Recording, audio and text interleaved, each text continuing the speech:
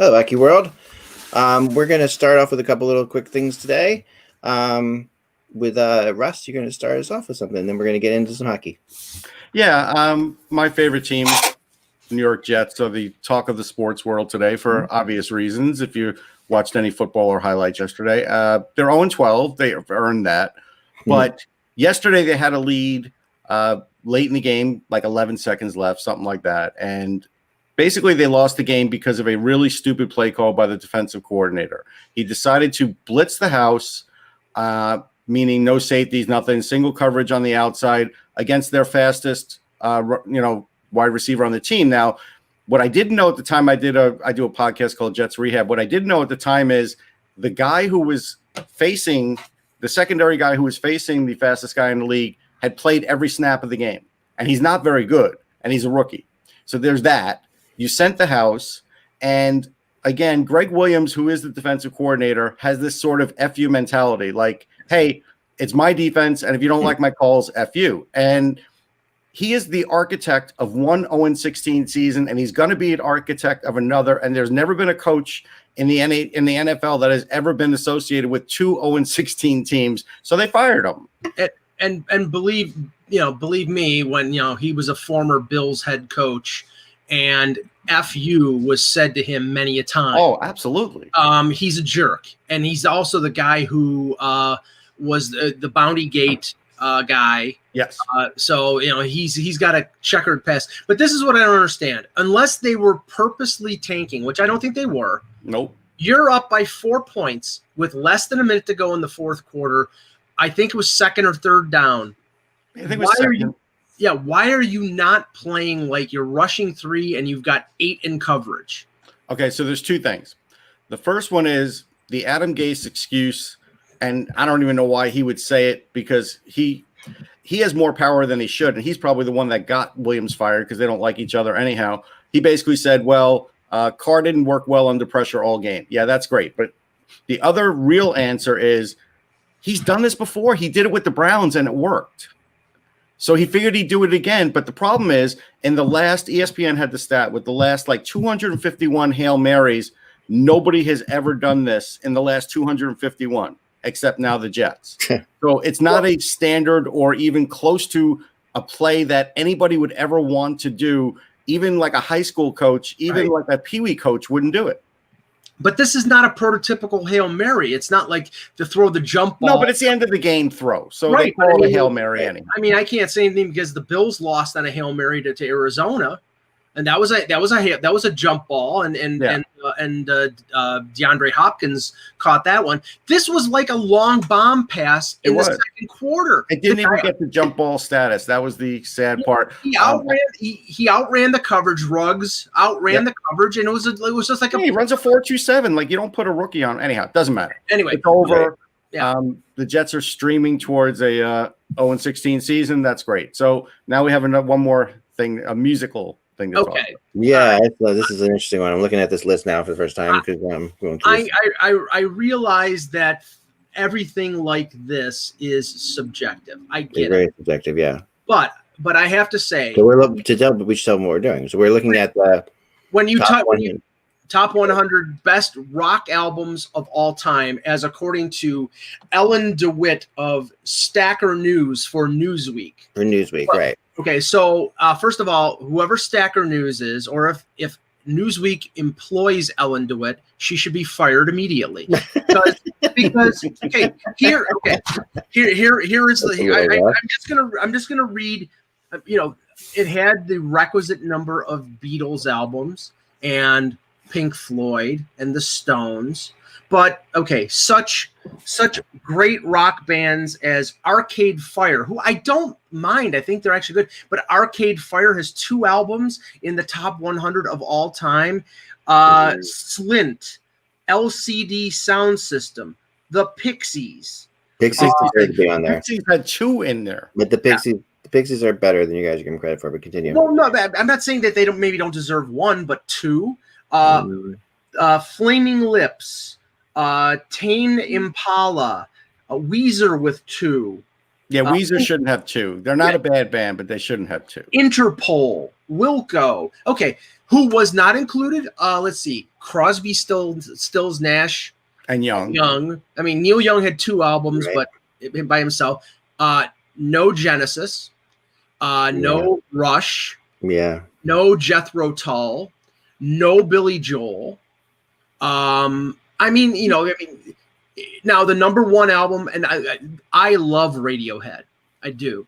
But Radiohead had 6 albums in the top 100. Yeah, Radiohead there are too many Radiohead albums for sure. But And honestly, say, the second best Radiohead album besides OK Computer is Pablo Honey, and Pablo Honey is not one of the 6. All right, let's hear from Eck, and then I'll give you my shot. obviously you've got taste involved here, right? So this is like Sure. Everyone's got their own tastes going on here.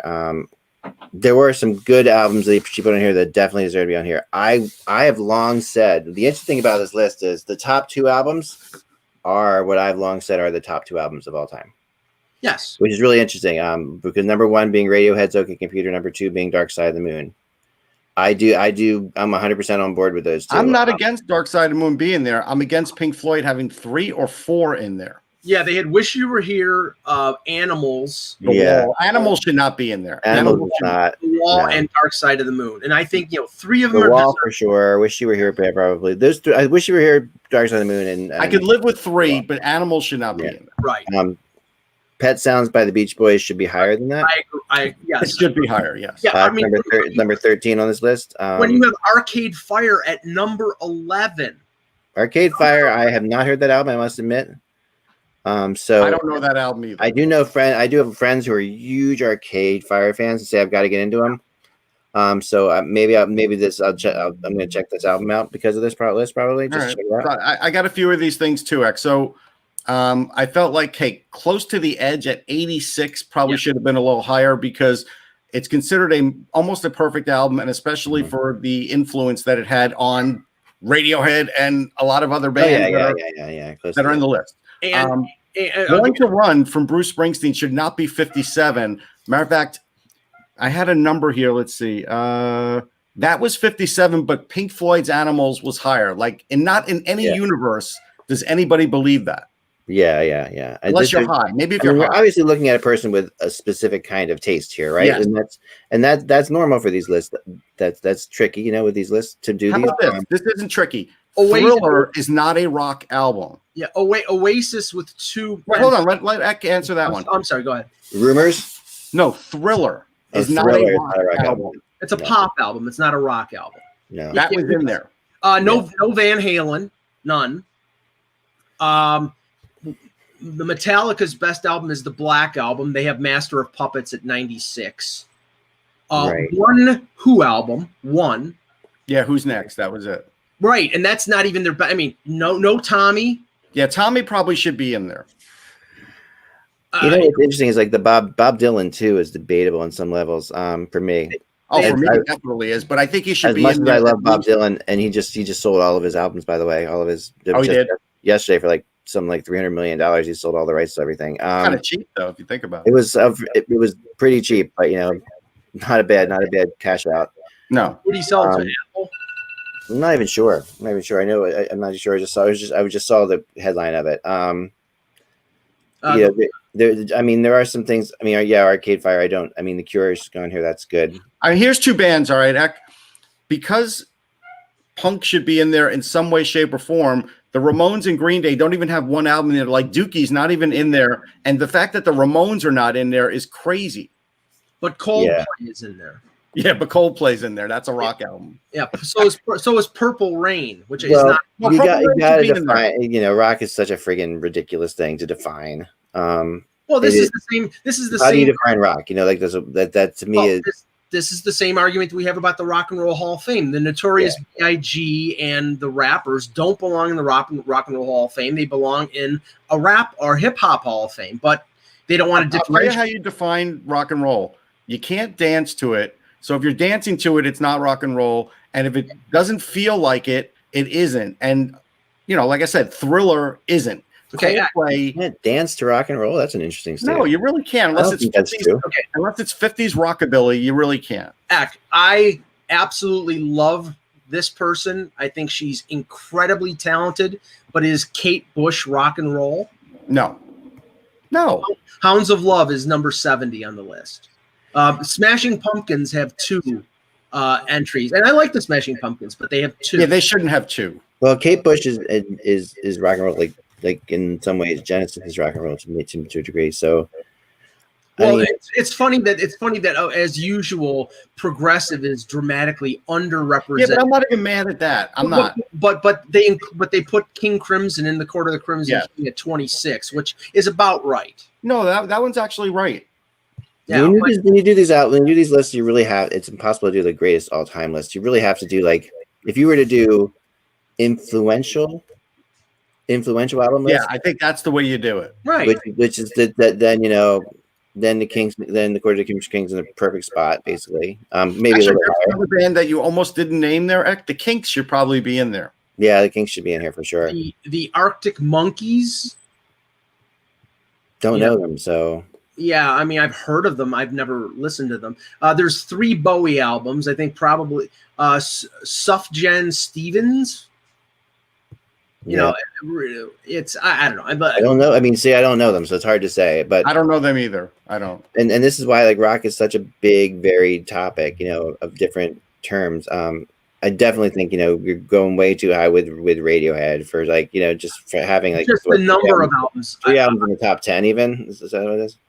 Yeah, the thing is, I think if you ask Radiohead, they would probably say Abbey Road is a or Sgt. Pepper's, yeah. Or Sgt. Okay, Pepper. I'm just gonna go out and definitely call out the author for this, like Mike said. So I looked up when Thriller hit the Billboard charts. Here's what it hit: U.S. Billboard Hot 100, Hot Black Singles, Adult Contemporary, not rock and roll. Right. Yeah, no, it's not a rock and roll album, and that's that's just that, and neither is Bob Dylan. I mean, Bob Dylan's not rock either. Bob Dylan is folk music, flat out. And that's that's not to say there's not a mixture. I mean, Bob Dylan has electric albums, but here's my final point. You can argue, but the Joshua Tree could be the highest ranked U2 album. Yeah, I think it was in the 40s. They were beaten out by another Irish band called My Bloody Valentine. I've heard of them. I've seen them at a show. They're okay. They're okay, but their album is 20 places ahead of the Joshua Tree. Yeah, I think that represents what this list is. I'll retweet it so everybody can take a look at it. Yeah, there's a bunch. Listchallenges.com. Actually, I'll send a good link to everybody. This is actually a pretty good one. Listchallenges.com has this on there, which is really good. So if you actually just look up Newsweek Top 100 List Challenges.com, that has just the albums. It's easier to look at it because they just have the albums, like the album covers. Yeah, and Pet Sounds should be in the top 10. It's ridiculous. Yeah. Okay, and so Nevermind should be higher than that. Yes. When Coldplay lands on alternative, does that mean alternative rock, or is that just alternative?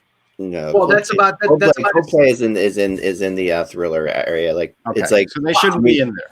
Coldplay's a pop album. That's okay. That's about as accurate as Jethro Tull winning a heavy metal Grammy. Right. So that's my problem with it. And I listen, and I mean, I don't know. Coldplay, again, rock is such a you can't you just say the best band album. There's usually like the best band albums or something. That to me is that's a good one too. I mean, I want it to be noted that I defended Springsteen in this argument. Thank you. You did, and Springsteen you can dance to. So you're like saying Dancing in the Dark is if you've been to Springsteen concerts, you can dance to Springsteen. You can also throw up to it, but it's not good dancing. Yeah. It's really good dancing. Courtney Cox can dance to it, but not Bruce. But I mean, there are some that they picked that are really good on here. That I felt, I'm just looking through it. I'm going through it quickly here myself. George in the chat says Pet Sounds is not a good album. Jeff Buckley's Grace, by the way, that is a phenomenal album. They have that at 55. I've heard of it. I don't know it very well. His version of Hallelujah is in. Oh yeah. That's the one you hear from it the most time. But Jeff Buckley in general is just like one of the best male vocalists of all time. By the way, no Cream, no Clapton. Yeah, how do you have no Clapton? No clap, not 461 Ocean Boulevard, not Layla. Give me no Cream. Yeah, see, me personally, I would have one of the Derek of the Dominoes albums because that has Layla. That's what I would do. Yeah. I actually would put Purple Rain on here, believe it or not. No, Purple Rain, I'm fine with. Yeah, I'm I fine. mean, and then you do the fine line between Thriller and Purple Rain. They're dance albums, but they're I mean, dance club albums is what they are. They're like, if you watch the Purple Rain movie, but you know what? I will say this: Prince, because he played guitar, definitely played more rock and roll for sure. Yes, Let's Go Crazy. He was influenced by rock and roll, where Michael Jackson was never influenced by rock and roll. Oh no, yeah, he was influenced by Jimi Hendrix. Let's Go Crazy is definitely a rock song. Yeah, Bada Bing has a good point. Like In Excess, you put the X album, which just turned 30. That everybody has that album. Yeah. Richard is asking me this question, so I'll answer it. And I did interview Andrew Farris. If you want to go to Sportsology, he's a great guy. How many Radiohead albums are on here?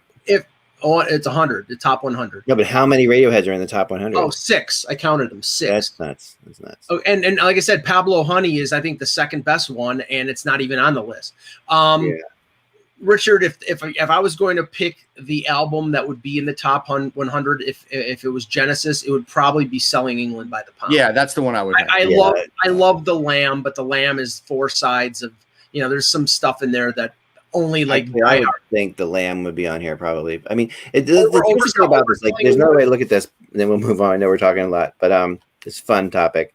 But here's the thing. To look at this also with, some of these albums are on here because they had like 1 or 2 really big songs. Like I would say Rush of Blood to the Head is that, it has a big song on there where, and I think when you go through the albums like Lamb Lies Down on Broadway, that's an album. I mean, to me, albums versus right.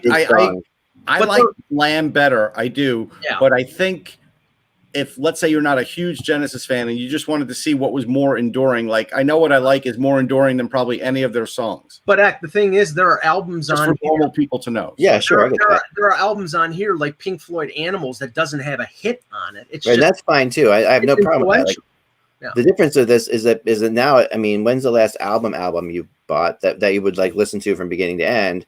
Most people, we would probably say there were albums, and I'll tell you what's actually like crazy. You guys are going to think this is absolutely nuts. But if you want to watch something really interesting and you want to get into something that's like probably not your style at all. I don't know if you guys have Disney Plus or not, but I haven't, not yet.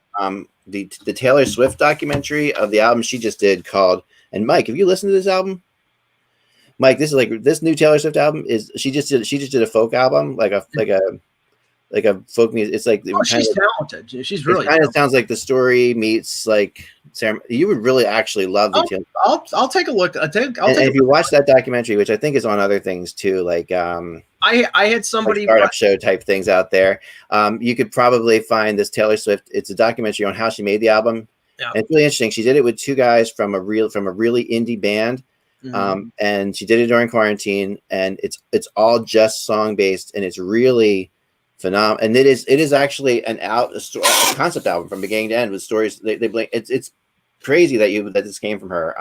But it's worth listening to. I had somebody recommend me listen to what Miley Cyrus is doing right now. She's going rock. She's covering Led Zeppelin and. I have a good friend who's in the music business forever, and went to Miley Cyrus live a few years ago and said it was she got the tickets for free, went kind of on a lark, thought it would be ridiculous to go see. Yeah. So it's one of the best shows he's ever seen. By the way, no Soundgarden, no Alice in Chains, no Stone Temple Pilots. There you go. Yeah, I mean, why don't they just put the Umaguma album? Didn't they have a song called like Frogs, and it was just frogs going for Pink Floyd, right?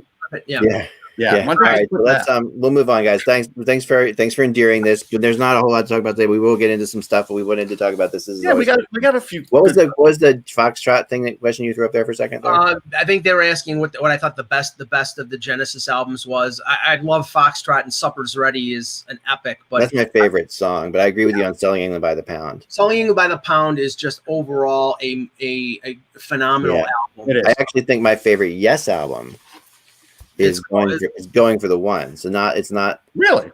Yeah. I mean, I love the Yes album. I love fragile, but close to the edge, even though there's only like four or five songs. I'll tell two things about this. So the actual song Going for the One, our swim team in high school used to use that, played that before they went out, which I thought was kind of cool. But Awaken is one of their most enduring songs. So if you're going to pick an album, that song is legendary. Yes. Yeah, no, that song is Awaken is amazing. And also Wonder Stories on the album too, right? Wonder Stories is great, yeah. See, to me, those two songs are Awaken. What really makes it is the harp. Like when they don't have John Anderson, they don't have a harp. But when John Anderson plays it, he has a harp. Tales of Topographic Oceans has two songs on it, right? Yeah. 4 songs. Four. That's right. But and the Revealing Science Revealing Science of the God. Friggin' amazing side. All right, we're moving on. But the rest is Yeah. Okay, so sorry guys, and sorry Timothy in the chat who wants us to talk about the NHL, which we will. We there's nothing more exciting than labor talks. We'll get right to it now. Here we go. All right. Hello, Hockey World. It is Monday, December 7th, 2020.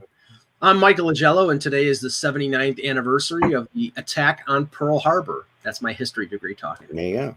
I'm Russ Cohen, and today's the 25th anniversary of the Canadians trading Patrick Waugh to the Avalanche. 2 dates that will forever live in infamy. And I am Eklund. You're watching HockeyBuzzcast on HockeyBuzz.com. This is the podcast that comes every Monday through Fridays at this time to fill you in on the comings and goings in the hockey world. And Timothy's request in the chat room for getting to hockey. Let's start with labor talks because we'll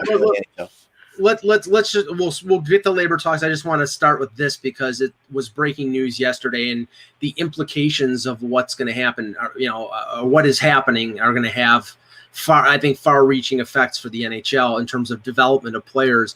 Last week, 6 ECHL teams said that they weren't going to play.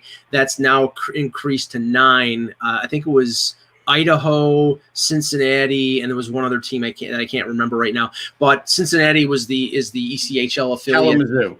Kalamazoo, thank you, is the ECHL affiliate of the Sabres. And this is the thing. These organizations, now you have 9 NHL teams that have players that they're developmental players who now have no place to play, sometimes goaltenders, sometimes, whatever, just guys. Now they have no place to play. The AHL is not starting until February. Just like kids are being affected by not being able to go to school, these players are going to be affected by not being able to play for an entire year. They may not be able to recover in terms of, getting back into the swing of things and progressing in their career. We don't know, but this is not good news. No, I mean, the biggest thing that I will say about this is you can't place them all. Like, that's just the way it is. So like the career guys from the ECHL are screwed.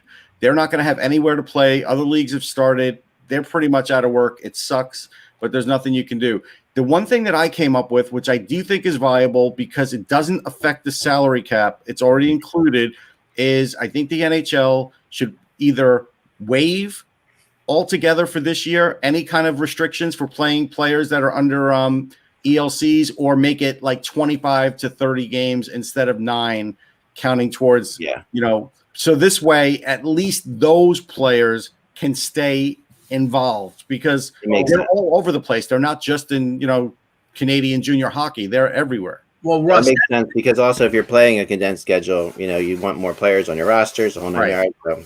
But that's a collective bargaining. Well, issue. what are they doing now? No. I mean, it's a collective bargaining agreement, but you can easily make changes there. I mean, it's obvious.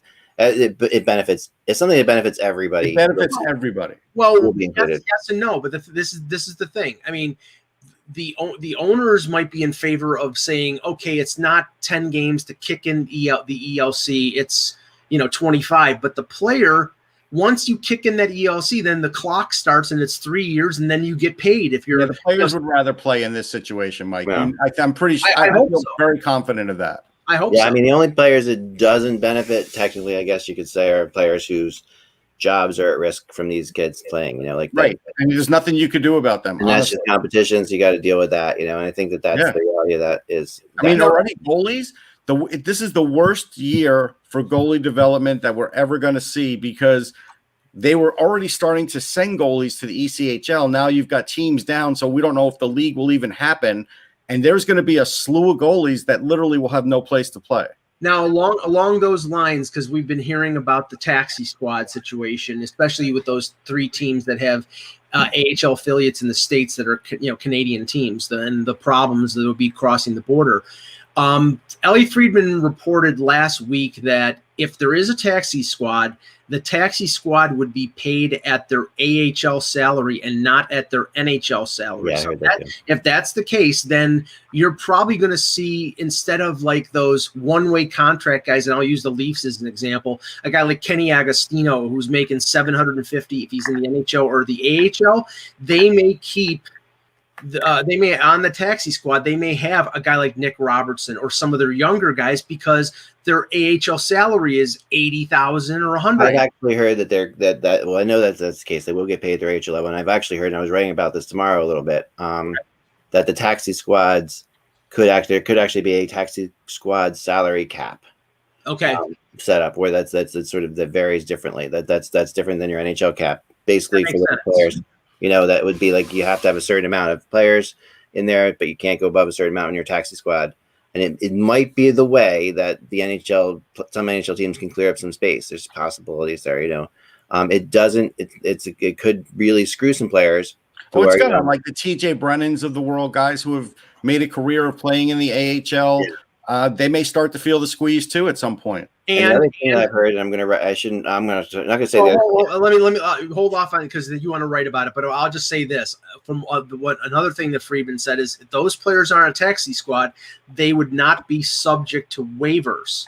Sort of like the practice squad. I mean, in the NFL, if somebody's on the practice squad, they can be picked up by another NFL team if they offer them a spot on their 53-man roster. So they're vulnerable, but nobody seems to be plucking people off the practice squads because it would mean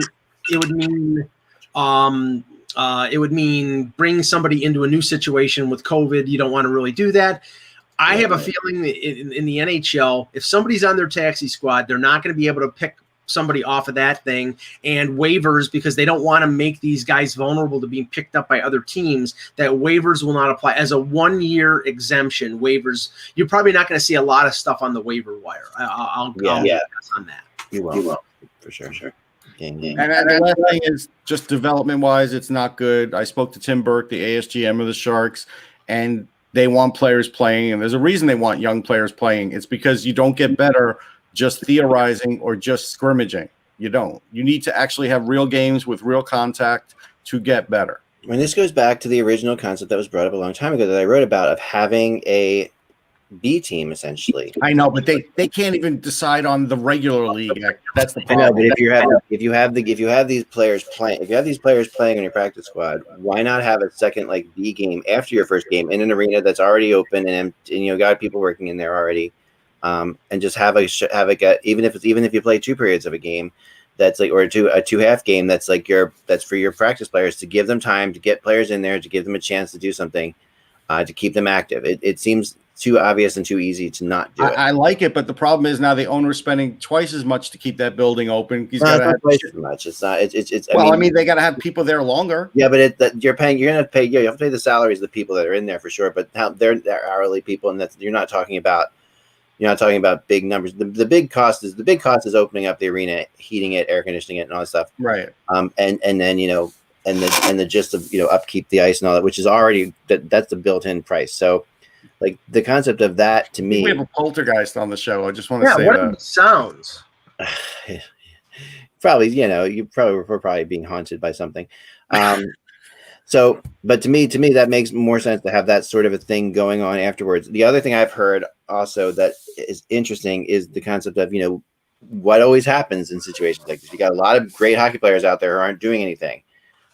You're going to have competitive things. People put things together like an Ontario versus like you could have these guys, because a lot of these guys live in the same area. They're from the same area. So maybe you're going to have, you could have some really serious men's leagues going on in Ontario and Quebec that are good enough talent that they could maybe charge some tickets to get people to come out. No, but the only problem again there lies with the government. The government isn't letting. Yeah. If you're not charged, I mean, charging tickets is probably the No, wrong. but even not charging, they're not even allowing a lot of men's leagues of any Right, type. and I'm not allowing a lot of men. But if these guys are being quarantined already, if there's a ways around this, but you can see that there could be some kind of other thing that's Sure. where these players are going to play that sprouts up, like we've always seen in the past. Whenever I like it, but I think it's a good idea. But the problem is we can't even get them to agree on basic things like actually playing. Right. Oh, I agree with that. No, totally. I mean, obviously. And we might as well talk about that. But let's get to that. So they talked through the weekend, and I was told things are going pretty well. There's not a whole lot of holdups right now, honestly. And I've told that 2 to 4 days we'll have some kind of announcement as to when they're starting and what's going on. Okay. Do you agree that there's literally only like 2 issues at this point? Right. It's and once you get past those issues, that's it. I mean, yeah, and they're all financial. They're all financial, and they're all just a matter of like bookkeeping in some ways. Because if you're just putting it's nuancing. It really is nuancing. It's making it feel not as bad as it is. It's promising money on the end, on the back end. It's different things like that. And once they get that together, once they get something that everybody's comfortable with, they should be a go. Now, the interesting development today with that is the NBA putting in the NBA paying each of their teams $30 million from the NBA coffers. Well, they to can help them. because they can because they have a $2 billion contract with Right. the that's where they're getting their money from. Right. The NHL also has a substantial amount of money in their I mean, they don't have that kind of money, but they do have a lot of money. And they've been, remember the league makes a lot of money on sales, merchandise, Sure. things. There's money there to be had to help boost the teams, and I really think it's gonna happen. I think it's not. I don't know. It's gonna be $30 million. I don't know what it's gonna be. It's not going to be 30. We know that. There's going to be something that are they being put? The pressure being put on by the NBA doing it is real too. Like that's something that the NBA doing it. Bettman, one of the things he does pay a lot of attention to, I've talked about this before, is being considered on par with the NBA. And if he can't do it and the NBA can do it, the NBA playing, the NHL not playing, all that stuff, that matters to the NHL. It matters a lot to Bettman. Well, Bettman feels his competition is other leagues, and that's how he looks at it. So he's like competing with the other leagues. It should matter to him, but we have to live in reality right now.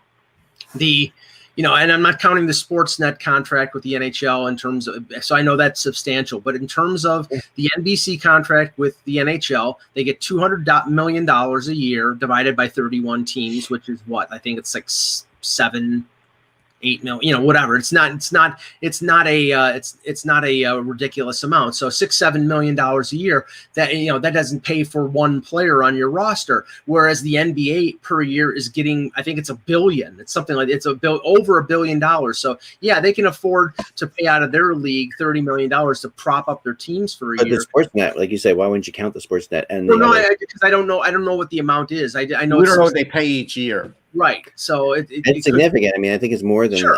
I think it's more than the NBC's paying, and the CBC. It's definitely more than NBC. The CBC for Hockey Night in Canada. You also have the French networks up there. You've got money coming in. Yeah, RDS. Yeah. So you've got money coming in from Canada too. And you combine that together. They're not at $1 billion, but they're probably about half that. And I think that. We know that money is split up among the teams to a degree, but I don't think it's a straight split. I think the Canadian teams take more of the Canadian money and the American teams take more of the American money, from what I understand. Yeah, I don't know about that. I don't know. I don't think there's any way you could get away with. I wouldn't think that would be contract being split 31 ways. Yeah, I wouldn't think that would be the case. No, I'm pretty sure it is, and the NHL takes part of it too. Obviously. There's part of it, the NHL doesn't take all the money that they make and just split it among the teams. The NHL has its own working capital too. It's not, and that how much they have in that is what we don't really know. Like how much they have in that, their abilities to throw their own things, to do their own stuff. Well, I want to bring up something that, has always been something in the past that was, I want to say, discussed and ridiculed at times, and that's the marketing of the league. Mm-hmm. And for all of this time, while they're going through these talks and everything else, there is zero marketing of the league. And you can't always rely on the same fans showing up, especially when you can't have them show up at the gate. You actually do have to reach out to other sports fans, and they are now really eliminating the time frame of that by a lot.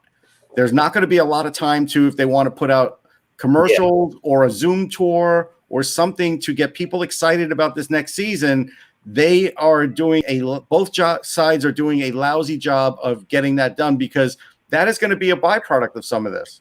Yeah, that's a big byproduct. I think that I know the NHL doesn't think it has a prayer competing with the NFL, and I think that a lot of the, the later the start, the better type thing, because you're not competing against the NFL. Like the NHL, right. The Super Bowl will be almost over by the time they're going. Right, and once that is done, that until baseball opens up, for good, you really have that's the NHL's time period. That's their the NFL, and I'm not saying the NFL is no competition for hockey, but we're talking about hockey playing 4 or 5 days a week, and the NFL, in terms of the playoffs, are playing on Saturday and Sunday. So basically, all the NHL has to do is avoid Sunday afternoon and they're going to go head-to-head Saturday night, but the rest of the week is just going to be build up for those games, and they're going to be able to play their games. But the build up for those games are, if you're talking about what people are talking about on talk radio, it's the build up to those games.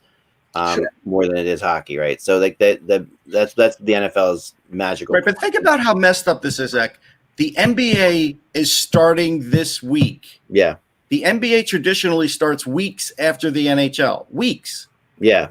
Yeah. No, that's true. That's true. The NBA is starting this week, and it is surprising in some ways. I think the NHL, it is surprising. I think the difference here is the NHL has started in January before. I think they have like this. They have a deep down. They're not worried about starting in January. I think that's the end. I really think that played into. Yeah, but it. they had fans at the gate too when they started in January. No, they did, but I think that they know that they can get a season in pretty solidly if they start in January. I think they feel pretty good about that. And they also want to get back on track. Like they want to get. So I mean, the whole concept of finishing by the Olympics or not by the Olympics, like I've talked about before, that is still. It's still not 1,000% that they're going to finish by the Olympics. Well, I mean, every report that we've heard says that that's what they want to do. Right, late June, early July, that they want to get the draft done and free agency done, and then start next season training in September. Yeah, like when they would normally start it. Right. That is what they want to do, but they also realize the NHL's got plan B's and C's. They also realize that what you want to do and what's going to happen, what's reality, is not necessarily the same thing in this day and age. So they have a lot of different. They're working with a lot of different balls in the air here, and they keep all those options open. And so when you're looking at dates, they're blacking out for arenas. They're blacking them out. I heard through August. So that means that there's that just be prepared, sure. Yeah, in case they have. Well, that means they're going to miss out on some concerts too. Yeah, I mean they're just if the concerts are going, the feeling. No, they're going to be going. I mean, there's already tours starting. I've seen at least 3 or 4 groups already advertising for 2021 tour. Yeah, but I think they're going to be mostly outdoor shows. At least at this point, the ones that are scheduled right now are outdoor shows. And I think no. The Genesis one's indoor. That's in Europe, in UK, and now that they have a vaccine, I could see that got going off. So it's not all outdoor. No, they're going to do in Genesis indoor. I didn't know that. Yeah, it's all indoor. Surprising, actually. Yeah, I don't know. There's a lot of different things. There's a lot of different things there that you have to think about for sure. And I don't know. At this point, what I'm being told is there are some things they still have to work out, but we're not at the point right now where anybody's worried about Donald Fair or Gary Bettman getting up at the table and saying, this is the talks are off, until you figure out this. That we don't have any deal breakers. No, but we're worried about. I do think though that it's a little disconcerting, and again, I think it's strategic because it undercuts maybe the usual gravitas that Gary Bettman has. But when Larry Brooks comes out and says that Jeremy Jacobs is livid at Bettman for the CBA, and that has an effect of saying, okay, well, everything is. I mean, we know why that's being leaked. We do. There is a group of GMs, by the way, owners, by the way, who don't want to play at all. There are a group of them, and there are, And they're, some of them are in surprising places that you wouldn't expect, like places that we think make money and that wouldn't be worried about it. When some of the ones who really want to play are in places that you would think would lose the most. I mean, it doesn't necessarily go along the lines of what you'd expect there. I want to say that. Well, like the one team that sells out almost all the time is near the top of the list of not wanting to play. Well, I'll tell you right now, if I had to take an educated guess of who doesn't want to play, I would say, and Kevin said this on Friday too. He said, Arizona, obviously, right, which is an obvious one. That's one you think about. Ottawa. I don't think Buffalo wants to play. If they can't advance the stands, I don't think Buffalo wants to play. They're not one of the ones that I've heard either way. But there's definitely about 10 teams that don't. Yeah. But here's the other thing. That's actually more like, I would say that there's more around 5, Russ, that seriously don't want to play. Like that seriously, but I still think there's 10 that think there's no benefit at all playing without fans, and they should just wait till October. There's about 5 or 6, 5 that I know of, maybe 6 or 7, because there's like 4 or 5 that I don't know anything about, and Buffalo would be one of those. Okay. But there's no question about that. The other fact, well, in the chat room they're asking about Jan Levine. Jan's just schedule hasn't aligned. That's why. Yeah, Jan's got something going on right now. But getting back to this, the part that is disconcerting from the player side is, okay, so if they want to play the most games they could possibly play, it's in their best interest to hammer this out quickly, because it's quickly going from 60 games to 48 no matter what they do. And if you don't want to get those extra 12 games in, then what the hell are you doing this for? Yeah. No, I mean, for every indication is that they're sort of going to meet in the middle, that it's 52 to 56.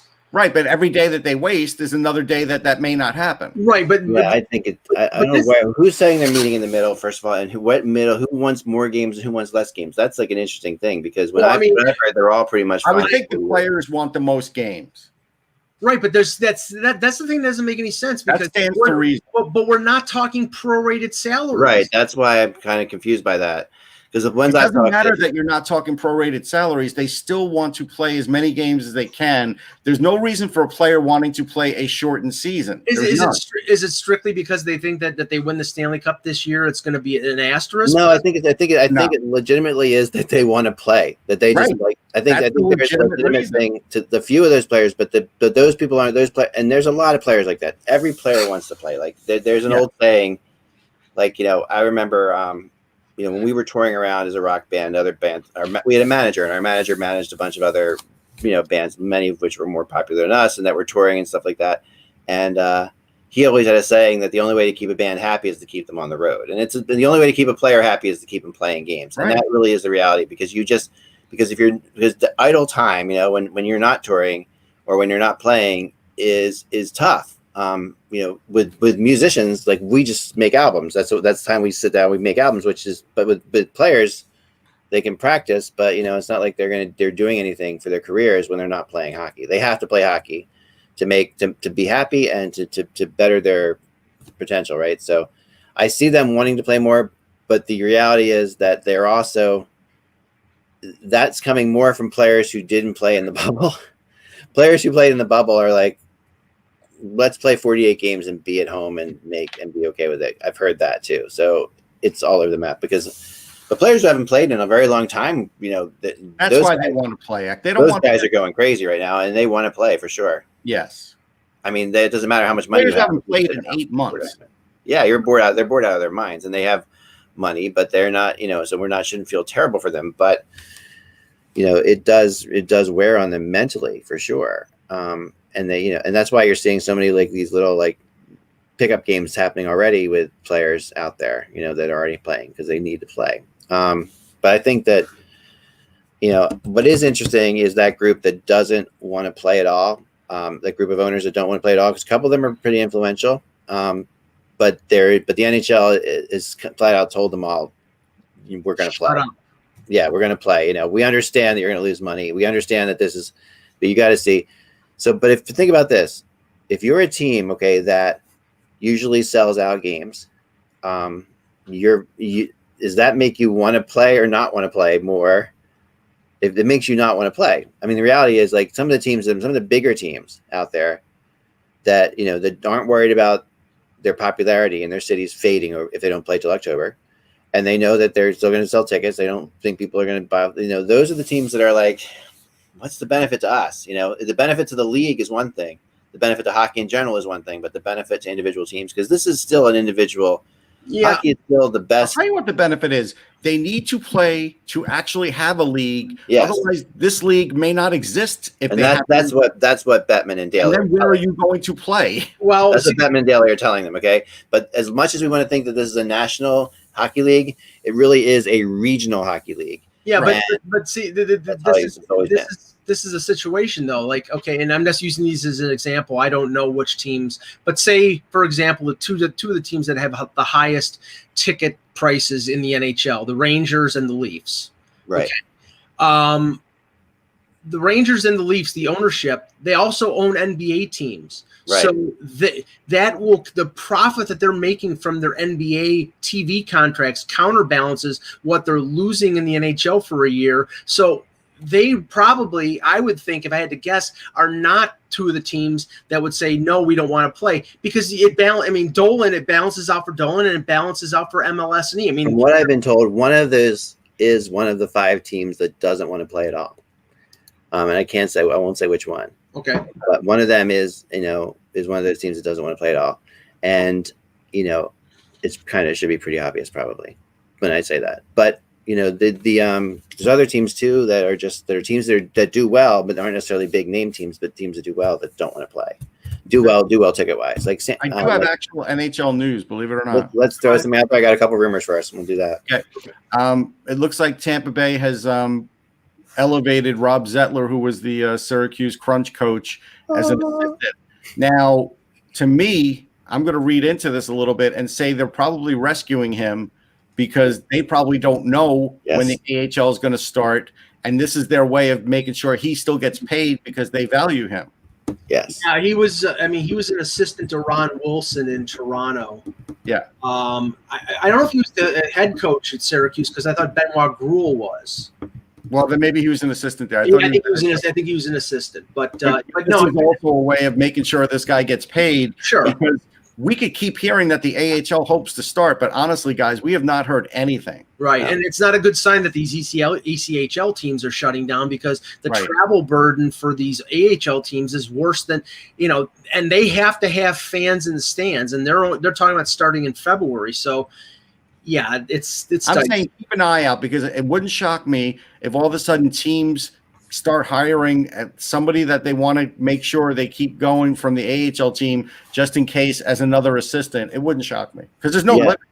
There's no limit as to how many assistants. No, they're going to have to find that out, and the AHL is real. I mean, I talked to somebody who was over there. They really are getting frustrated by the NHL not figuring out what they're doing because the AHL is really dependent on what the NHL does in so many ways. Like we've talked about already, whether they're going to have these taxi squads, whether they're going to have this, whether they're going to have that, whether some of the NHL teams might help fund the AHL teams, more than they usually do. I think I've heard the concept of the AHL contracting for a year. Like we talked about it before. Oh, sorry, Eck. You know what it was? He was the head coach from 2012 to 2016 of Syracuse. Okay. He just wasn't recently. Anyhow, yeah. Sorry. So the concept that we talked about, like the NHL, well, 5 of these teams don't want to play. Maybe those 5 teams just shouldn't play. Whatever. We could actually see that in the AHL. Well, that's what's happening in the E. It's happening in the ECHL. They're opting out. You're not going to, and they're, and the leagues are going to let them do that. They'll let them suspend and play for a year, and they'll let their players be integrated into other teams. I heard as well. Now, okay, let me bring this up because I used to collect cards and I liked it, but it got to be too for somebody who was young at that point. It started to get too costly, and I concentrated mostly on baseball. But the story out there, Kevin McGran from the Toronto Star wrote about a Wayne Gretzky rookie that is going to break $1 million. Now, and this is the thing. That's the famous Wayne Gretzky rookie card, right? Which is it's the O-Pee-Chee rookie. Right. Now, O-Pee-Chee, for those who don't know, it was the Canadian version of Topps. And then how much would that card like that just be worth in general? Well, the funny thing is, I've seen that card Like I know Yeah, some it's out there. Like but this one, of course, with the rating stuff, it's like a perfect 10 edges, no blemishes, no nothing. It's like apparently it's perfect, and that's why it's gonna, it could get $1 million. But see, that's the reason. Like I have cards, I have a lot of cards. I have like baseball cards, like a Sandberg rookie and a Tony Gwynn rookie and I Boggs. just got these in the mail, so 60 cards. Yeah, and then the thing is, it's like they're not. One is not perfectly centered. It's like, okay, it's still the rookie card, but it's like it loses half of its value because it's off by a 32nd of an inch. It's ridiculous. Yeah. That's just the way it is. Yeah, this thing is perfect, and it apparently wasn't. It wasn't cut by Bruce McNall to be a perfect edged Honus Wagner rookie, right? Well, my friend Dan, we're gonna get Dan on the show soon. The Minnesota blogger, like my best friend growing up. We have questions for him. Yeah, we do have questions for him as well. Yeah. How can he be your best friend? No, we have different questions than you have for him. He'll tell you some stories. He could tell you some stories that we're going to, meaning Dan and I will have to have a long discussion before he comes on the show. Which is fine. But he also at one point owned 10 of those O-Pee-Chee Wayne Gretzky rookie cards. Oh my God. See, that's like my mother threw away my brother's baseball cards, and he said, well, I had a Rose rookie and I had this, and when the Pete Rose rookie was going for thousands of dollars, he had the basketball cards that were really big because the players were taller, like that kind of stuff. I don't know if I just texted him to see if I'm not saying I don't know that he sold them at all. Like I never, but because I know that was his favorite player was Wayne Gretzky for when a lot of people was with Wayne Gretzky, but he was like, I knew there was something wrong with him. He was on the Gretzky bandwagon, like the Phoenix Roadrunners Wayne Gretzky, like he was like the Indianapolis Racers, right? Like that, that was like he was like, this guy's going to be amazing and all that stuff. Before I hadn't even heard of him. Now, if there was a card, a WHA Indianapolis Racers card, how is that one not the $1 million card and not the O-Pee-Chee Gretzky? So what is the O-Pee-Chee rookie card worth? I'm just curious. I don't know. I'll look it up. I'm going to bring a rumor in while we talk about that. Okay, so today and over the weekend, I went to the well with Mike's favorite rumor because again I was told the Flyers and Leafs, and a lot of people always criticize me for not like following up on rumors. So since there's not a whole lot going on right now, I usually just get something out there and then try to find the next thing I can get out there because what was that? Don't worry if Mike's going to yell at you. Just move on. Oh, believe me, if I worried if Mike was going to yell at me, we wouldn't have a show anymore. So the I went out and I was talking to some more people, and again, I was told that this time that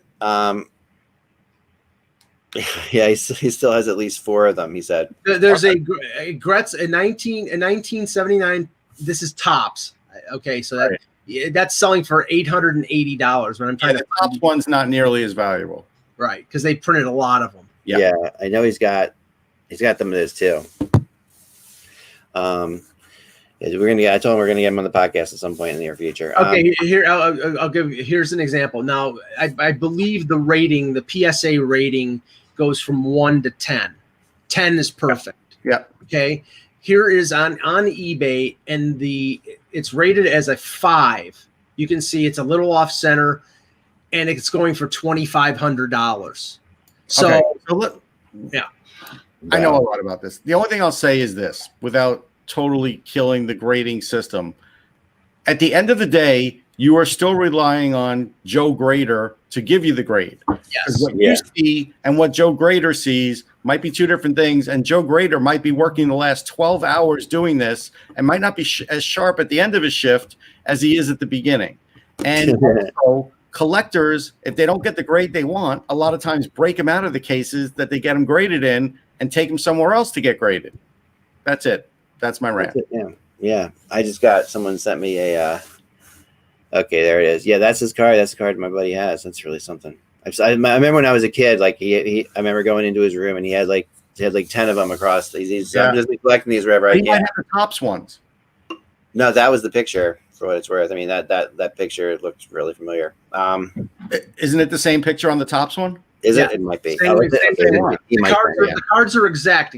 Right. Okay. I got it. He might then. Yeah. Do you guys remember? Which is still a great card, by the way. We're talking about this. Do you remember my favorite thing to collect back then? Like, I actually liked collecting. Was the sticker books. Oh yeah. I didn't do that, but they did have them. They had them. A Canadian supermarket was in the States in the early to mid 70s. Loblaws and right. Loblaws is still in Canada. Actually, it's the supermarket that's in Maple Leaf Gardens now. But Loblaws was in the States, and they had the NHL sticker book, and I believe me, that's how I knew some of these play. Like, they had 74, 75 because they had the Capitals. It was like, Mike Marzin and a few other, Kansas City Scouts, Simone Nollet, and players. So I remember those. They were great. I mean, they were a lot of fun. I mean, I know I didn't keep them in good condition or anything like that, but they were just fun to collect. They were at the supermarket. I remember right. Was where I got them. At least we would go and in the supermarket line you could get them. They were like like the impulse buys. There were packets there. That's where I would get them from, at least. But let's get into some hockey rumors here. Sorry about that. Actually, Eck, I was going to say, you realize there was a card for Gretzky and the Indianapolis Racers. The reason it's only like a $20 card is because it wasn't from a major card company, and you have no idea how many were printed. But he actually does. There is an actual card for him on the race. There's an Indianapolis Racers card. Wow. Yeah, I have it, but you don't know any of the other details. You have no clue. Right. Wow. All right. So some rumors. First of all, talking about the Leafs and the Flyers exploring a Nylander deal. Basically, the Flyers, all players, all defense not named Provorov are available to them. Along with a second-round draft pick, I was told. So, whether or not this, comes to fruition or not. And then the interesting thing on top of that, and I'll put these together, Mike, so we can talk about it today. On top of that, I hear today that the PK Subban thing's still out there, and that they've had discussions with New Jersey about PK Subban at half the salary, where New Jersey picks up half the salary and moves PK to them. And the concept here, we've all talked about the Leafs have some really good. They made a. I'm not crazy about the free agent they picked up, but I love the kid that's coming over from this Finnish kid that's coming over from Russia. Latin. Yeah, I think that's I think that was a steal of a player. I think he is going to be their second best defenseman. That's my opinion. Right out of the. I don't know if I'm there yet. Right out of the. People. There's so many teams that wanted him, and they thought really highly of him. So, but they remember everybody wanted the kid from Dallas too, the Swedish kid, and he came in and he flamed out. He was not. That's always true, right? Fabian Brunstrom. Oh man, that was funny. Remember that whole thing? Yeah, he scored a hat trick. That's not funny if you're Fabian Brunstrom. He scored a hat trick in his first game. Remember that he was the first YouTube guy, the first guy that you went nuts because people could see. You saw the highlights, and all these teams were super excited, and they were all getting on him. Yeah, like I am with Ilya Sorokin. I'm like all in. So, but now, the Leafs are doing this. So the Leafs are obviously looking at grabbing a defenseman that they know can jump into their top six, despite the fact that they already have a pretty set up top six as far as how they're going to do it. But I don't think it's a bad idea to grab the insurance policy, Mike. I don't think it's a bad idea at all. Now, but it's an expensive insurance policy. No, Nylander trade is not you're not doing that for an insurance policy. No. But I don't. But for Subban, I think it's a different story, obviously. Yeah, but this is okay. This is the problem here. They don't have any cap space, right? And they've traded the two forwards, one of them being to New Jersey, Andreas Janssen, who's making, significant money. He was making in the threes. Right. So Kapanen was making in the threes, and he was traded to Pittsburgh.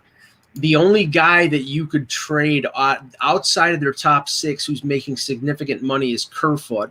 And I continue to say that I can't see them trading. Here we go. No, I can't see them trading Kerfoot because Kerfoot is, he either is a top six winger for them or he's their number 3 center. But he's still not untradeable. I'm not saying he's untradeable. But anytime he gets mentioned, you're like, look, Kerfoot's not. You don't believe Kerfoot will get traded. Period. No, I like Kerfoot a lot. I think he was a really. I do too.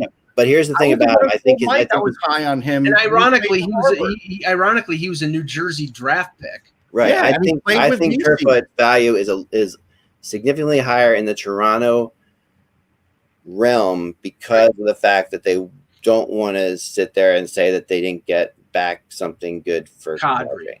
Yeah, I mean that plays into it. Like if you give Kerfoot away for very little to open up cap space, what is that may be part of it, but also his season was derailed after he got hit in the face by Jeff Carter. Broke his he had dental injuries that the pain basically really affected him until March. And when he came back in the playoffs, he played well for them. So I really don't think that that they want to move him. And that's more Kerfoot type players, honestly. Right. Well, if I'm Toronto, I'm putting VC and Kerfoot together because they played together in college. Yes. But still, if there's a trade out there that's going to help my cap, I can live with not doing that. Well, that's not going to help your cap, even if they retain 50%.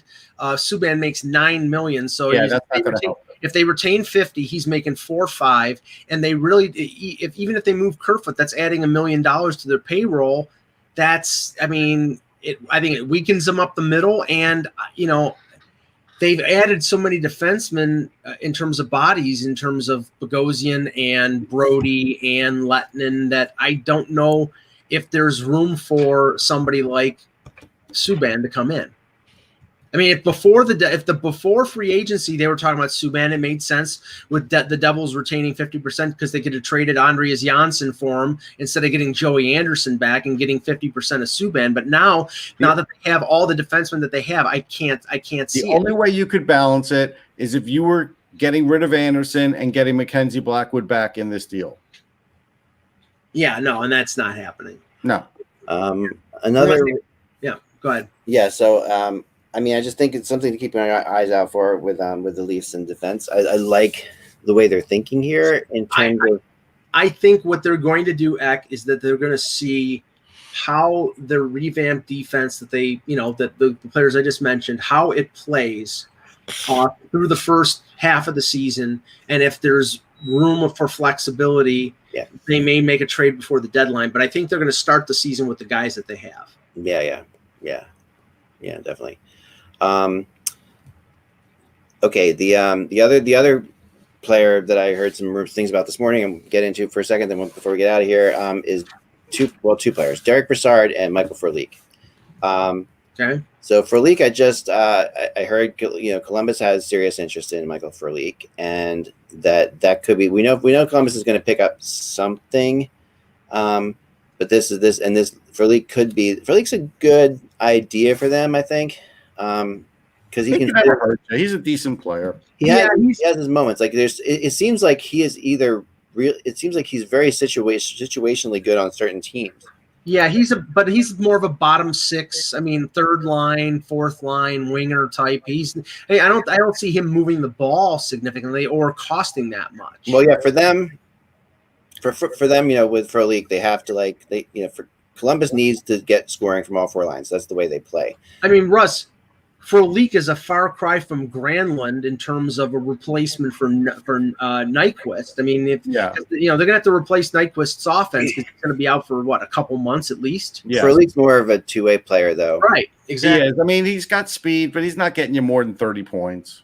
Yeah, I mean, other teams. He might get 10 goals. He had that one year he was getting a crazy amount of goals, but that's I know I've heard Ottawa has that he's basically got a standing offer to go to Ottawa, but he's trying to figure out something else. Is what I've heard. Right. That Ottawa would definitely take him on. They like him. And Brassard, the Canucks, and that again is a little strange because first of all, cap space obviously with Vancouver is a huge issue, and if they can clear cap space, we know that they're going to try to get Hoffman in. So the question in here is what Brassard is willing to take. If Brassard is willing to take a lot less money than normal, then he comes in and he's a good fit in Vancouver. I think if that happens, I think he comes in there and he actually fills the space. He's not quite who they had from LA that they let go. I can't think of his name. Tyler Toffoli. Yeah, he's not quite Toffoli, but I'd say Brassard and Toffoli are similar to esque players. I mean, I think Toffoli's more of a sniper, and Broussard. I mean, Broussard plays center. He's more of a he can play wing, but I think Broussard's adaptable and he can play with a lot of players. But Toffoli is much more of a sniper. Hey, I got one more cute story. If we're done with rumors, yeah. Go ahead. Okay, so over the weekend, or maybe even at the end of Thursday, right around that time, Boston got hit with a bad snowstorm, and so they, you know how they do those man on the street interviews. So they're at a rest stop.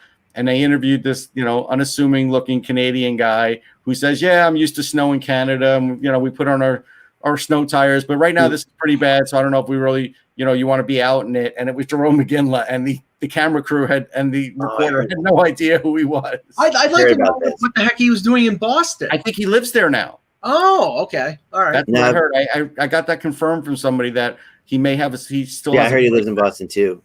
Yeah. But it's hilarious, that he was literally your average guy getting interviewed about it. Yeah. Never let on like, hey, I'm Jerome McGinley, or hey, I'm a hockey player. Didn't even go there. That's what I love about Jerome McGinley. Oh, I think it's amazing. I absolutely think it's amazing. Yeah. And he, I mean, but McGinley, that is like perfect to Ginla. That is what he is. Like he is like no ego. He's as class as they come. And I think the NHL has missed the boat on not having him be more of a ambassador for them. Yeah, I agree. Yeah. Like since he's retired. Maybe he doesn't want to. Maybe he doesn't have anything. He's a good guy to have around. Well, maybe he doesn't want to do it. It's possible he doesn't want to do it. Maybe. And a couple notes. Unfortunately, in terms of COVID, William Eklund, your relative, Eck, yes, who was a top prospect for the 2021 draft. He and another Swedish player tested positive, so they are not going to go to Edmonton for Team Sweden. And there were 3 Americans. He was here for Thanksgiving, so that's why I'm quarantined. Yeah, there you go. 3 Americans. Yeah, one of them is Master Simone, who had a really good chance of making the team. The other is Alex Vlasic, who probably would have made the team.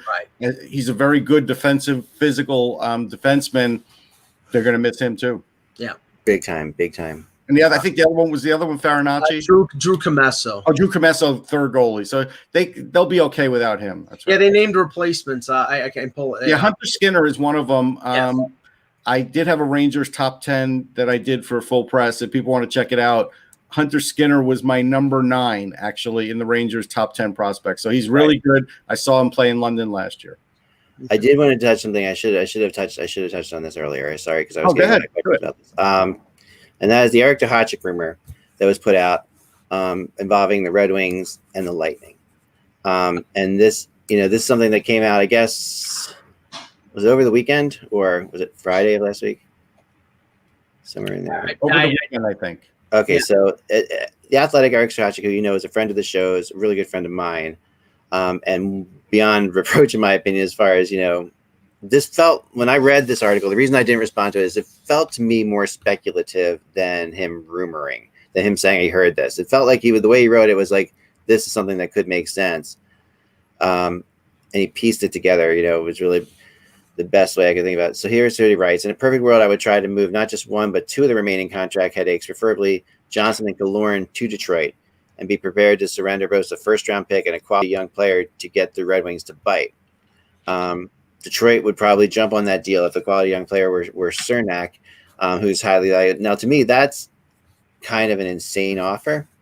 Yeah, what are they getting back? Nothing. Yeah, like this is just a clear space, and they're giving Detroit a first-round pick, Cernak, Johnson, and Killorn, because the Red Wings have all kinds of cap space, and that's the thinking, right? So, I think that is. I don't even know if the league would allow it. They would have to get something back. Right. You have to get something back or they won't even allow this. Yeah.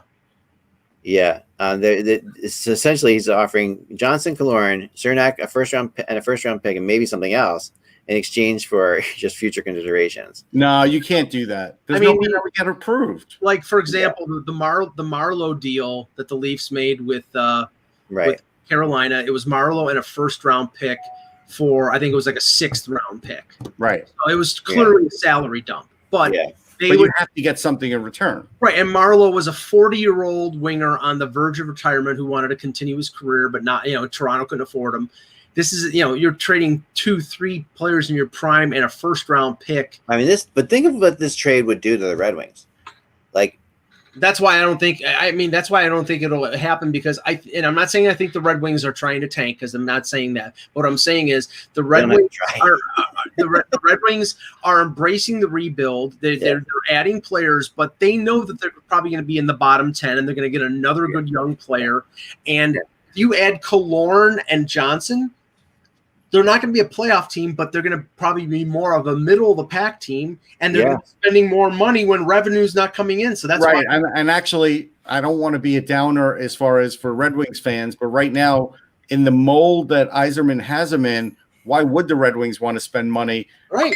Yeah. No, this is why. And reason to spend money. This is something that has come out too. That that the Red Wings were not interested, and everybody expected them to go hard, after Krug, right?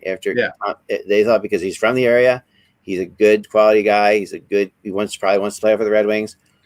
They didn't even talk to him. They didn't even contact him. I'm not shocked only because I think Yzerman has this plan, this vision, and there is no point in signing any player at a free agent contract or taking on any salaries. Exactly.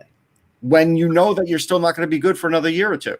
I mean, and Yzerman's response to when I talked to him, said that Yzerman's response to why didn't you talk to Krug was basically what you said. But if I'm going to give Krug a 3 to 5 year deal or whatever I'm going to give him, I might only be competitive in the last 2 years of that deal. So as he's 34 and 33 and 34. And at that point, Krug's is deteriorating off too. So to me, that makes sense. This is like trading an entire line. Johnson, Killorn, and Cernak they would become the Red Wings. See, this second is line. What this is assuming, and like I said, I have all the respect for Eric, but what he sees Cirelli out there and thinks that probably they're going to sign him to a long-term extension, and we know based on their track record that they're trying to shoehorn Cirelli into a bridge deal.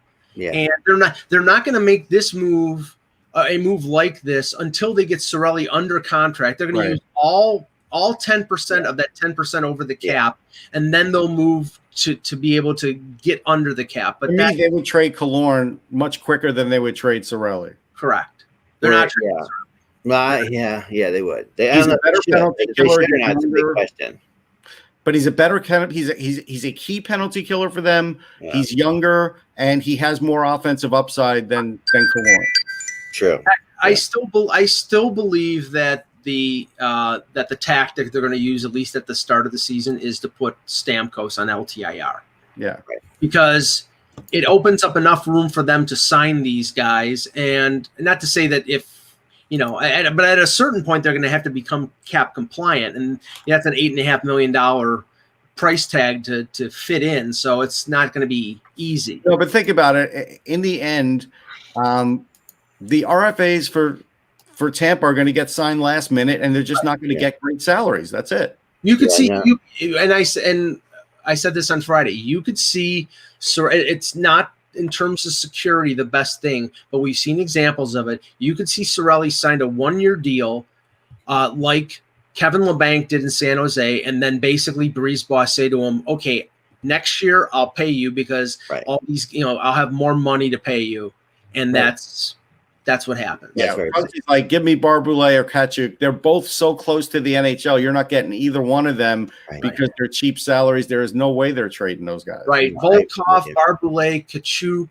Radish, Cal Foote. They've got a lot of good young players. No, Kevin Allen said he believes for sure that that they have a trade that they can fix, that they can make this happen, and this would obviously fix it, but. This is just giving up way too much for that. And remember, next year they're going to lose another guy with the expansion draft, and I think that will be Johnson, because they probably will pay Seattle to take him. And he's a perfect guy to market out there. Right? He's Spokane. He played in the West. Yeah. All right, that's all the time we have for today, guys. We Genesis lost tapes. Someone wants to talk about that? Yeah, I don't know anything about that. Yeah, I don't know anything about that either. But maybe we'll look around and talk about it at some point. Thanks so much for listening to us at the beginning of the show. We tried to give you a little bit longer show because we did talk a little bit longer there. He's trolling us, Ek. I don't think he's serious. Okay. Yeah, like the real Michael Cohen. He's a troll. Thank you very much. We really need trolls in this day and age. We really appreciate it. It helps. Remember, without the buzz, it is just hockey. We will talk to you tomorrow.